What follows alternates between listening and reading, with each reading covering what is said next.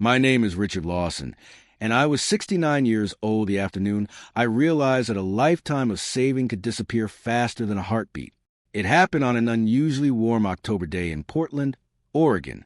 The maple trees outside my little craftsman house had already begun turning orange, and the front porch still smelled faintly of cedar from the swing I had refinished the previous summer. I remember standing in my kitchen, waiting for the kettle to whistle when my daughter, Emily, walked in carrying 2 large folders and wearing a smile that looked practiced instead of natural. "Dad," she said, setting the folders on the dining table, "we need to go over a few financial things." I poured 2 cups of coffee without answering. Emily had always been organized, sometimes too organized. Since my wife, Margaret, passed away from pancreatic cancer 5 years earlier, she had insisted on helping me with banking, taxes, and insurance. I never questioned it. She was my only child. "You've done enough for me," I'd tell her, "and I'll keep doing it," she'd always reply. Back then, those words sounded comforting. Looking back, they should have terrified me. Emily opened one folder and slid several papers across the table. "I've been talking with a financial advisor," she said. "With your arthritis getting worse, we should simplify everything before there's an emergency." I glanced at the documents, but barely read them. My attention drifted toward the family photo hanging on the wall. Margaret was smiling in that picture, her arm wrapped around Emily during her college graduation at the University of Oregon. I remembered how proud we had been that day. "What exactly am I signing?" I asked. "Just permission for me to help manage your accounts if you ever need it. If—" She laughed softly. "You know what I mean." I nodded. Truthfully, I trusted her more than I trusted myself. That single decision would cost me nearly everything. Over the next 6 months, life continued almost normally. I volunteered twice a week at the local community library, attended church every Sunday, and spent quiet evenings reading the mystery novels Margaret used to love. Emily visited less often. Whenever I asked if everything was all right, she blamed work. The hospital's short-staffed. "I'm picking up extra shifts. I'm just exhausted." Every excuse sounded reasonable. Then one rainy Thursday morning, she called unexpectedly. "Dad, could you pack a small suitcase?" I frowned. "For what?"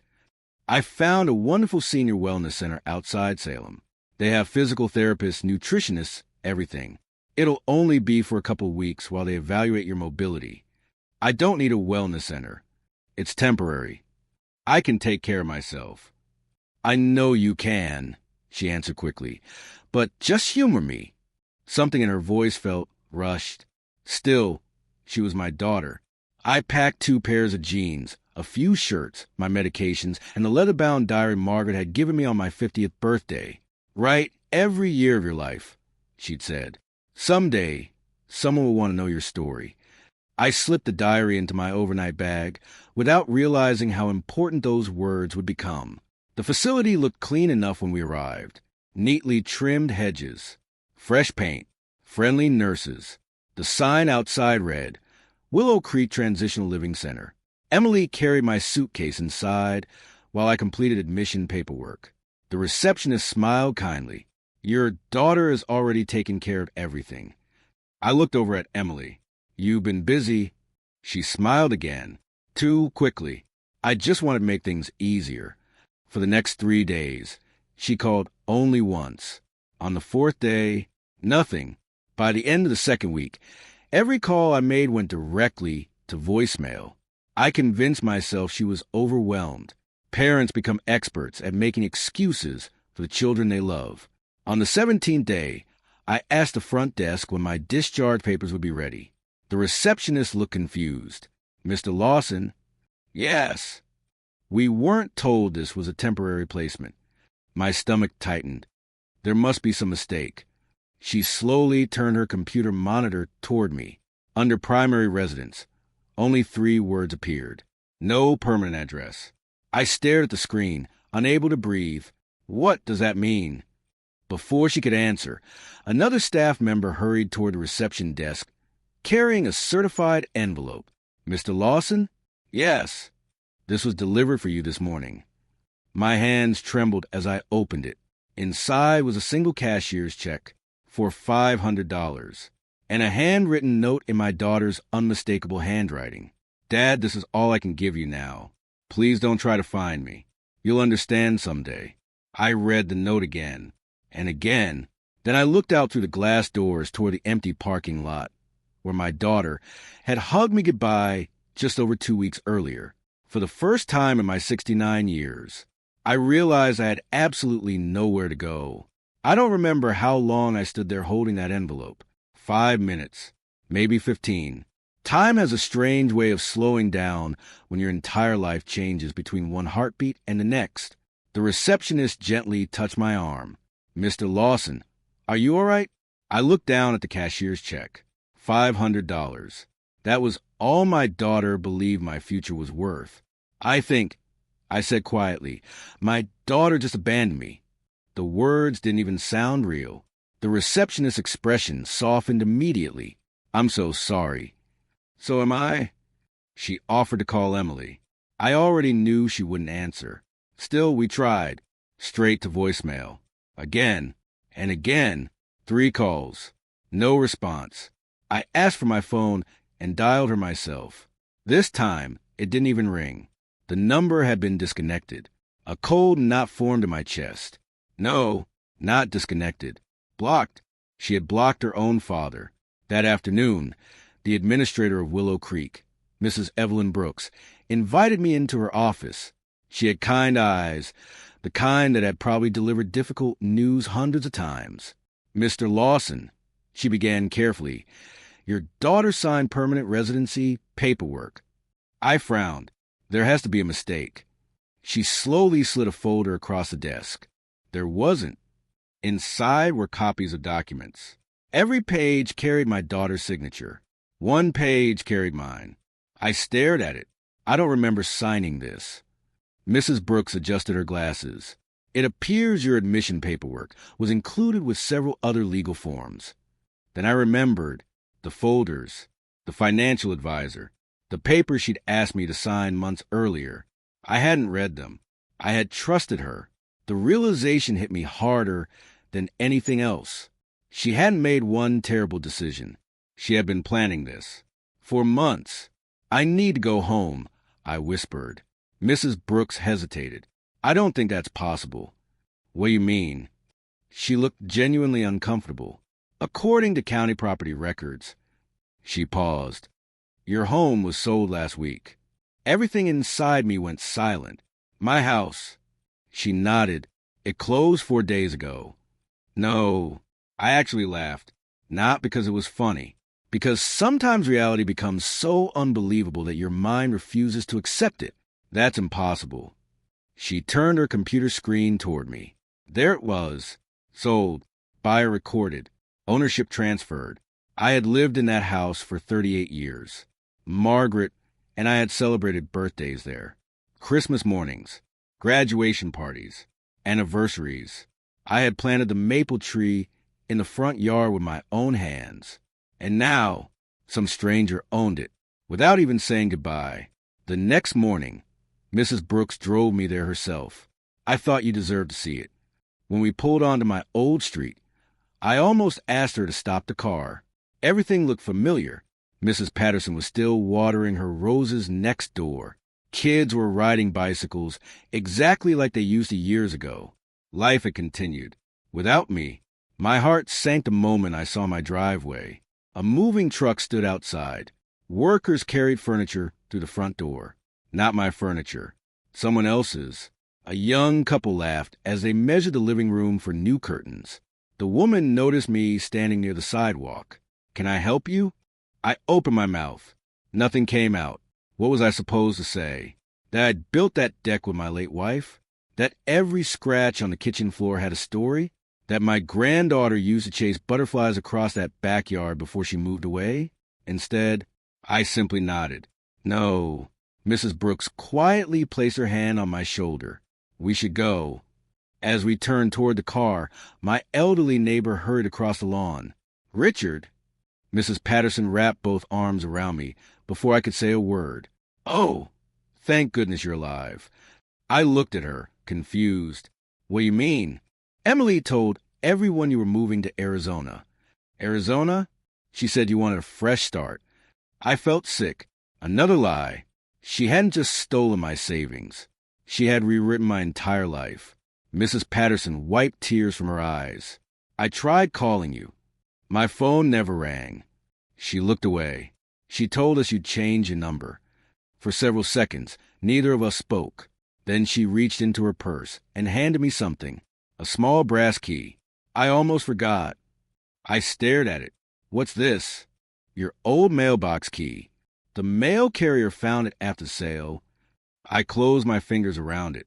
It was the only piece of my old life still left in my hands. As Mrs. Brooks drove us away, I turned one last time toward the house. The porch swing I'd built for Margaret was gone. The flower beds were already being dug up. Even the wind chimes had disappeared. It was as if 40 years of memories had never existed. Back at Willow Creek that evening, I unlocked my overnight bag, searching for something, anything, that still connected me to the man I had been. That's when panic rushed through me. I searched again, then a third time. My clothes were there. My medications were there. But the one thing I treasured most, Margaret's leather-bound diary, was gone. And I had no idea that 16 years later, that missing diary would become the reason my family finally came looking for me. For the first few nights, I barely slept. The room at Willow Creek was clean, quiet, and warm, but it didn't feel like home. Every morning I woke up expecting to hear Margaret humming in the kitchen or smell fresh coffee drifting down the hallway.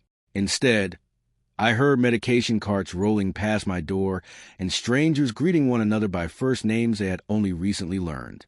Grief is strange. You think you've already survived the worst part when someone dies. Then one day, someone takes the place where all your memories lived, and the grief begins all over again. I stopped calling Emily after the second week, not because I stopped loving her, because every unanswered call reminded me that she had already made her choice. One afternoon, Mrs. Brooks knocked on my door. "Richard, may I come in?" Of course. She carried a thin folder and a gentle smile. I'd been making a few calls. I looked at her curiously. "About what?" "About your finances." I laughed bitterly. "I don't think there's much left to discuss." She sat across from me. "Your savings accounts have been closed." I wasn't surprised. "Your investment portfolio has also been liquidated." That one hurt. Margaret and I had spent decades building those investments. We skipped vacations. We drove used cars.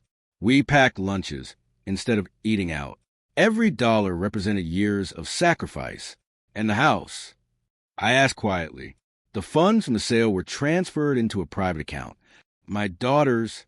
She nodded. "I believe so." For several moments, neither of us spoke. Finally, I asked the question I've been avoiding. How much did she take? Mrs. Brooks hesitated. "I'm not sure you want to know." "I do." She slowly slid a printed statement toward me. I stared at the number. Just over $842,000. My hands began shaking. Nearly everything Margaret and I had built in 45 years. Gone. Not because of a market crash. Not because of bad luck. Because I trusted the wrong person. That evening, I wandered outside into the facility's small garden. An elderly man was sitting alone on a wooden bench, feeding sparrows with pieces of bread. He looked up and smiled. "Mind if I share the bench?" I shook my head. "It's a free country." He chuckled. "My name's Walter." "Richard." We sat in silence for a while. Sometimes strangers know exactly when not to ask questions. Finally he spoke. "Family?" I nodded once. "Daughter." He sighed. "Son." I looked over. "You too." He smiled without humor. He sold my truck while I was recovering from a stroke. I blinked. "You still talk?" "Christmas cards." "That's all." "That's all." Neither of us laughed. There wasn't anything funny about two old men realizing they had become inconvenient. Walter pointed toward a large oak tree at the edge of the property. "You know why I like that tree?" "No." "Because every autumn it loses everything." I looked at the branches, almost bare. "And every spring," he continued, "it starts over without complaining." His words stayed with me long after he walked back inside. The following Monday, Mrs. Brooks introduced me to a volunteer coordinator named Janice Morgan. "We have a woodworking room," she explained. "I heard you used to build furniture." I smiled for the first time in weeks. A little. Mrs. Brooks laughed. "Richard repaired half the furniture in this building before becoming a resident." Janice folded her arms. "Then maybe it's time you repaired something else." "What?" "Yourself."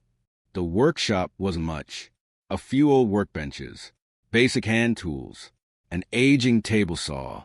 But the moment I picked up a piece of walnut, something inside me became quiet. Wood never lied. It didn't pretend. If you treated it with patience, it rewarded you. If you rushed it, it showed every mistake. People were rarely that honest. Within a few days, I had repaired several broken chairs around the facility. Then a resident asked if I could restore an old jewelry box. Another wanted a rocking chair fixed. Word spread faster than I expected. Soon, staff members were bringing in pieces from their own homes. They always asked the same question: "How much do you charge?" I always gave the same answer: "Just bring me another cup of coffee someday." One Friday afternoon, Janice walked into the workshop, holding her phone. "You've got a visitor." I frowned. I don't know anyone who'd visit. "It's not family." Outside stood a woman in her early 40s wearing a Navy business suit. She introduced herself with a firm handshake. "Mr. Lawson, my name is Claire Benson. I'm an attorney." The word attorney immediately tightened my chest. "I can't afford one. I'm not here to ask for money." "Then why are you here?" She opened a leather portfolio and looked directly into my eyes. "Because I believe your daughter didn't just betray you." She paused. "I believe she committed multiple felonies." For the first time since losing everything, I realized my story wasn't over. It was only beginning. Claire waited until we were seated in the small conference room beside the workshop before opening her portfolio. "I'm sorry to arrive unannounced," she said, "but after reviewing your records, I felt you deserved to hear this in person." I folded my hands together. "I don't understand. How did you even find me?" She slid a business card across the table. "Claire Benson, Elder Financial Abuse Division. I volunteer at a nonprofit that investigates suspected cases of financial exploitation involving senior citizens." I stared at the card. "You think that's what happened to me?" "I don't think," she replied calmly. "I know." She placed several documents on the table. One was the deed to my house. Another showed the transfer of my investment accounts. A third listed several bank transactions that made my stomach turn. "The week before you entered Willow Creek," she explained, "over $800,000 was transferred into accounts controlled by your daughter." I looked away. I know she took the money. Claire nodded. "But that's only part of it." She pointed to another page. "According to your medical records, no physician ever declared you mentally incapable of managing your own finances." So your daughter claimed exactly that." I blinked. "What?" "She filed paperwork stating that you were suffering from progressive cognitive decline." My heartbeat quickened. "That's a lie." "I know.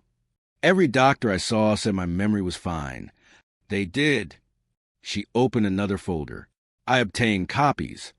Each report reached the same conclusion: patient is fully competent to make independent financial decisions. I couldn't believe what I was reading. Then how did she get away with it? Claire sighed. "Because most institutions rely on paperwork unless someone challenges it." I leaned back in my chair. "So she didn't just steal from me?" "No." Claire's voice softened. "She built a legal story that made it appear she was protecting you. For the first time since Margaret died, I felt something stronger than sadness. I felt anger. Not loud anger. Quiet anger. The kind that settles deep inside your chest." Claire closed the folders. "I'd like to represent you." I almost laughed. "I appreciate that, but I don't have any money." "I'm aware." "Then why would you take my case?" "Because justice shouldn't belong only to people who can afford it." I looked at her for a long moment. There are moments in life when a complete stranger restores your faith in humanity. This was one of them. Over the next several weeks, Claire returned often. She interviewed staff members at Willow Creek. She tracked property records. She contacted my former bank. She even spoke with neighbors who remembered seeing movers outside my house before I was told it had been sold. One afternoon, she brought surprising news. "Richard, you found something." She smiled. "I found several things." She handed me a printed timeline. "Your daughter listed your house for sale almost 3 months before she brought you here." I stared at the dates. She had already planned everything, even before convincing me to sign those documents. I wasn't part of a sudden decision. I whispered, "No, you were part of a carefully planned strategy." The words hit harder than I expected. Some betrayals happen in a single moment. Others are built one lie at a time. Winter arrived early that year. Instead of sitting alone in my room, I spent nearly every afternoon in the woodworking shop. I built birdhouses, picture frames, small bookshelves. The residents began placing friendly orders. One wanted a jewelry chest for his wife. Another asked for a handcrafted walking cane. Janice had an idea. "We should sell these." I shook my head. "I'm not running a business." "Why not?" "I'm too old." Walter overheard us and laughed. "Richard, at our age, we're too old to waste time telling ourselves we're too old." Everyone laughed, even me.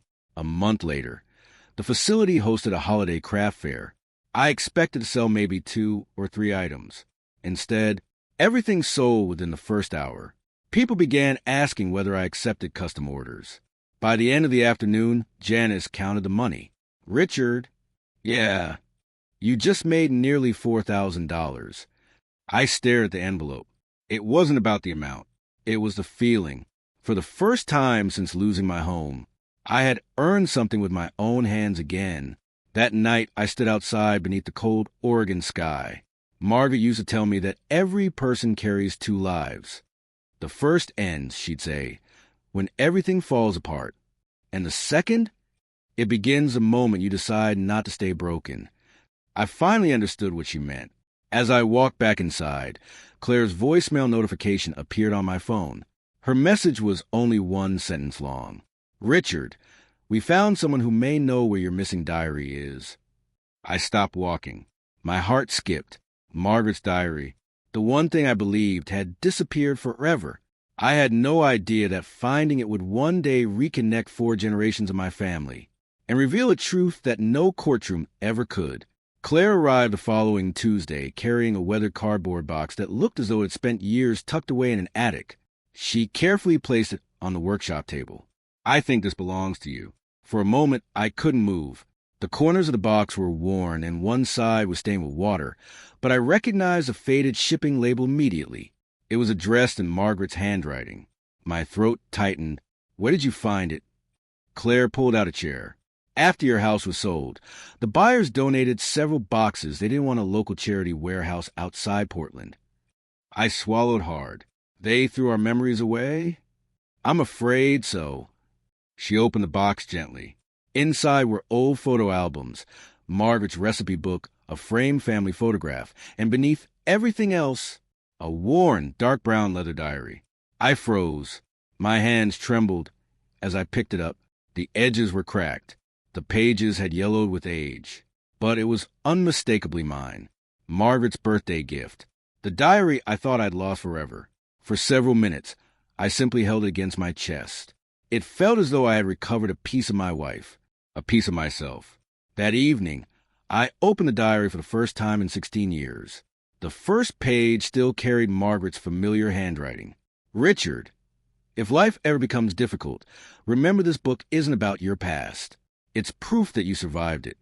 Tears blurred my vision. I slowly turned the pages. There were entries from nearly every year of my adult life.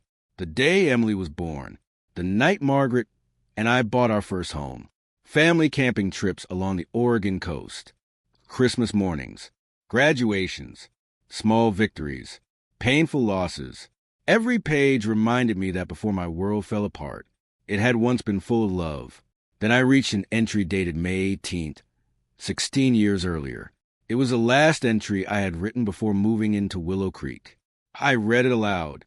"Emily insisted on helping with my banking again today. She's under so much pressure at work. I hope she knows I'd give her everything if she ever truly needed it. Margaret always believed kindness comes back eventually. I pray she's right. I closed the diary. I couldn't continue. Not that night. Over the following months, the woodworking business grew beyond anything I had imagined. Janice convinced me to create a simple website. Walter's grandson, who studied marketing at Oregon State University, volunteered to photograph my furniture. Soon orders were arriving from Seattle, then San Francisco, then Denver. I hired 2 retired veterans from Willow Creek to help in the workshop. For the first time in years, the building felt less like a care facility and more like a family. The residents laughed more, worked together, shared meals. We weren't simply passing time anymore. We were building something. One afternoon, Claire walked into the workshop, smiling. "I've got good news. I could use some. The district attorney agreed to review your case." I stopped sanding a walnut tabletop. "Really?" "Yes." "They actually believe me?" "They believe the evidence." She explained that investigators had uncovered forged financial disclosures, misleading property documents, and several suspicious transfers connected to Emily's accounts. They're opening a criminal investigation. I should have felt victorious. Instead, I felt tired. People often imagine revenge feels satisfying. It doesn't. Mostly it feels heavy. Emily wasn't just the person who betrayed me. She was still the little girl who once fell asleep on my shoulders during 4th of July fireworks.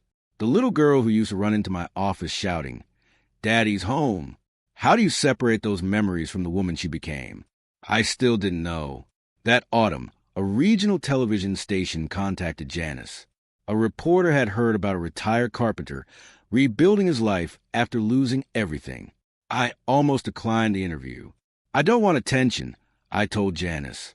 "You don't need attention," she replied, "but someone else might need hope." She was right. The interview aired on a Sunday evening. I spoke very little about Emily. Instead, I talked about resilience, about second chances, about never allowing bitterness to become your permanent address. The story spread online faster than anyone expected. Thousands of people watched it. Hundreds shared it. Letters began arriving from strangers across the country. Some had been abandoned by family. Others had survived financial fraud. Many simply wrote to say, "Thank you for reminding me not to give up." I never imagined that one television interview would travel beyond Oregon, or that 16 years after losing everything, a 16-year-old girl living nearly 2,000 miles away would stumble across it by complete accident. She had never met me. She didn't even know I existed. But one school history project, one internet search, and one old family name were about to change both of our lives forever. 16 years had passed since the day Emily left me at Willow Creek. By then, I was 85. My hair had turned completely white. My hands weren't as steady as they used to be, and I walked with a handcrafted walnut cane I'd made myself. But every morning, I still unlocked the workshop before anyone else arrived. Creating something beautiful out of broken pieces had become more than a job. It had become the way I healed. I had almost stopped wondering whether anyone from my family would ever come looking for me. Then, on a quiet Wednesday afternoon, Janice hurried into the workshop holding her tablet. "Richard." She was smiling so widely that I immediately knew something unusual had happened. "What is it?" "I think someone is trying to find you." I frowned. "Who?" She turned the screen toward me. It was an email. The subject line read, "Are you Richard Lawson from Portland?" I felt my heartbeat quicken. "Open it." Janice clicked. The message was short. "Hello, Mr. Lawson. My name is Sophie Carter. I'm 16 years old and live in Boston, Massachusetts. I found your interview while researching family history for a school project. My great-grandmother's maiden name was Lawson, and when I searched it online, your story appeared. I don't know if this is a coincidence, but I think you might be my great-grandfather. If I'm wrong, I'm very sorry.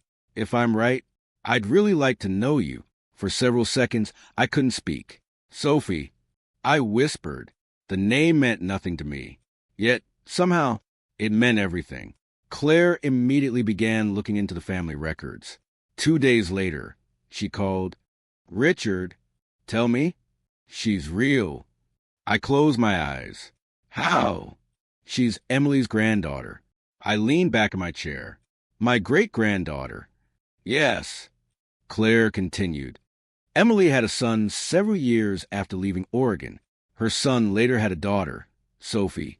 So Emily's a grandmother. She is... I looked toward the workshop window. Life had continued for everyone, even without me. I spent nearly an hour trying to write a reply. Every version sounded wrong. Too angry, too emotional, too distant. Finally, I wrote only the truth. Dear Sophie, if you're truly my great-granddaughter, then you've already given me a gift I never expected. Hope, I'd be honored to meet you. Whenever you're ready. Love, Richard. I read it 3 times before pressing send. Then I waited. A week later, another email arrived. This time it included photographs. One showed a smiling teenage girl with curly brown hair standing beside a science fair project. Another stopped me cold. She was wearing Margaret's silver locket, the same one I had given my wife on our 20th anniversary. I immediately called Claire. How does she have Margaret's necklace? Claire was silent for a moment. I don't know. Neither of us realized that answer would arrive much sooner than expected. 3 weeks later, Sophie flew to Portland with her father, Daniel. The meeting took place in the Willow Creek garden. I recognized her before she recognized me. Not because I'd seen her photographs, because she had Margaret's smile. She walked toward me slowly, almost nervously. Mr. Lawson? I smiled. You can call me Richard. She looked at me for a few seconds. Then, without saying another word, she wrapped her arms around me. Neither of us spoke. We didn't need to. Some connections don't begin with conversation. They begin with recognition. We spent hours talking. She wanted to know everything. What Margaret was like. How Emily had been as a little girl. Why no one in the family ever talked about Oregon. Finally, Sophie looked down at her hands. I should probably tell you something. What is it? My grandmother... You mean Emily? She nodded. She never told us you were alive. I felt my chest tighten. What did she say? She said you passed away before I was born. I closed my eyes. Not because the lie surprised me. Because somehow it still hurt. Sophie reached into her backpack. I found something else. She carefully removed a folded envelope. I wasn't supposed to see it. Inside was an old photograph. Emily, Margaret, me, standing in front of our house. On the back, in Margaret's handwriting, were the words, "Home is wherever love remains." Sophie looked at me with tears in her eyes. I knew something wasn't right. So you searched my name? She nodded. It started as homework. She smiled through her tears. But I think Grandma Margaret had other plans. Before I could answer, Claire's phone rang. She stepped away to take the call. When she returned, her expression had completely changed. What happened? I asked. She looked directly at me. Richard, it's Emily. Every muscle in my body tightened. What about her? Claire took a slow breath. She just called. After 16 years? Yes. What does she want? Claire hesitated, then quietly said, she says she's outside, and she's begging for one chance to see her father. For a long moment, no one spoke. The garden seemed strangely quiet. Even the birds had stopped singing. Claire looked at me gently. You don't have to see her. I stared toward the entrance gate. For 16 years, I had imagined this moment. I had rehearsed angry speeches in my head. Questions she could never answer. Accusations she could never deny. But standing there, I realized I didn't want revenge. I wanted peace. I slowly stood, leaning on my walnut cane. Bring her in. Emily walked through the garden gate, looking nothing like the confident woman who had driven me to Willow Creek 16 years earlier. Her hair had turned gray around the temples.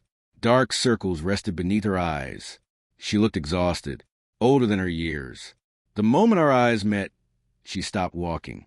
Tears immediately filled hers. Dad. It was the first time I had heard her call me Dad in over 16 years. I waited. She took another step, then another.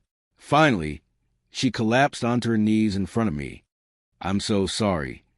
The words came out between uncontrollable sobs. I'm so sorry. No one moved. Not Claire. Not Daniel. Not Sophie. Everyone simply watched. Emily couldn't even look me in the eyes. I've practiced this conversation 1,000 times, she whispered. But now that you're here, I don't know what to say. I answered quietly. Then tell me the truth.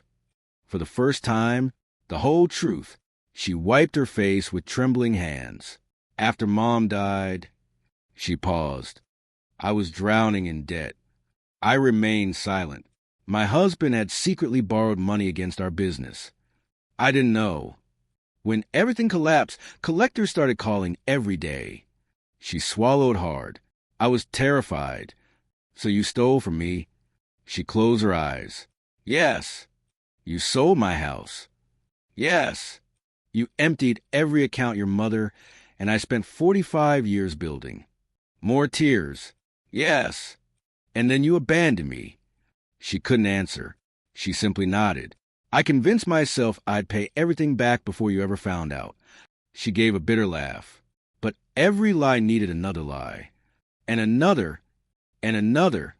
Until I couldn't come back. I listened without interrupting. Not because her excuses erased the pain. They didn't. But because the truth finally deserved to be heard. Sophie stepped forward. Grandma. Emily looked at her in shock. You told me he died. I know. You lied to everyone. Emily nodded. I lied because I couldn't face what I'd done.